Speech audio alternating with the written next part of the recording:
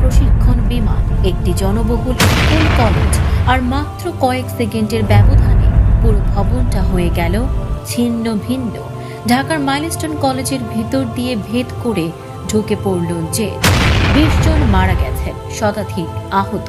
এটা কি শুধুই দুর্ঘটনা, নাকি এর পেছনে আছে ভয়াবহ গাফিলতি? 21 জুলাই 2025 দুপুর 1:06। স্থান milestone school and college, Uttara, Dhaka. Chengdu F7 BGI মডেলের ট্রেনিং জেট, যেটি বাংলাদেশ বিমান বাহিনীর নিয়মিত প্রশিক্ষণ ফ্লাইট ছিল, হঠাৎ বিমানটির ইঞ্জিনে ত্রুটি ধরা পড়ে। পাইলট সর্বোচ্চ চেষ্টা করেন নিয়ন্ত্রণে আনতে, কিন্তু নিয়ন্ত্রণ হারিয়ে ফেলে বিমানটি। সরেজমিনে যা দেখা যায়, বিমানটি সরাসরি এসে আছড়ে পড়ে হায়দার আলী ভবনের পশ্চিমমুখী প্রধান ফটকে। এরপর ভবনের নিচতলায় এক পাশে ঢুকে অন্য পাশে বেরিয়ে যায়। ভবনটি কার্যত এফুর ওফুর হয়ে যায়। সেই ফটকের নিচে সাধারণত স্টাফদের বসার কক্ষ থাকে। প্রত্যক্ষদর্শী শিক্ষার্থীরা জানায়, দুর্ঘটনার সময় স্টাফরা সেখানে অবস্থান করছিলেন এবং বিমানটি সরাসরি সেই কক্ষগুলোকে চুরমার করে দেয়। অন্তত 20 জন নিহত হন, আহত 164 জনেরও বেশি শিক্ষার্থী, শিক্ষক ও স্থানীয় বাসিন্দা।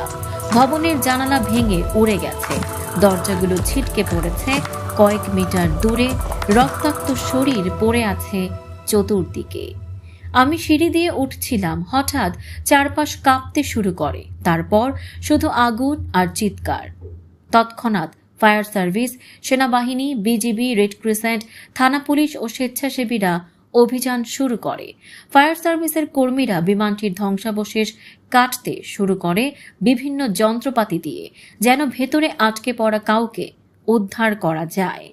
লাইভ টিভি ফুটেজে দেখা গেছে, ভবনের ছাদে আগুনের কুণ্ডলী এবং উদ্ধারকারীরা অক্লান্তভাবে কাজ করছেন। বাংলাদেশ বিমান বাহিনী একটি তদন্ত কমিটি গঠন করে। প্রশ্ন উঠছে, জনবহুল জায়গার এত কাছাকাছি কেন প্রশিক্ষণ ফ্লাইট? বিমানটি কি পুরনো? নিয়ন্ত্রণ কক্ষে ঠিক সময়ে বার্তা পাঠানো হয়েছিল কি? বিশ্লেষকরা বলছেন, শুধু যান্ত্রিক ত্রুটির দোহাই দিলে চলবে না, এখানে পরিকল্পনার ভয়াবহ ব্যর্থতা ছিল। এই ঘটনা শুধু একটি দুর্ঘটনা নয়, এটি একটি জেগে থাকা হুমকির প্রতীক।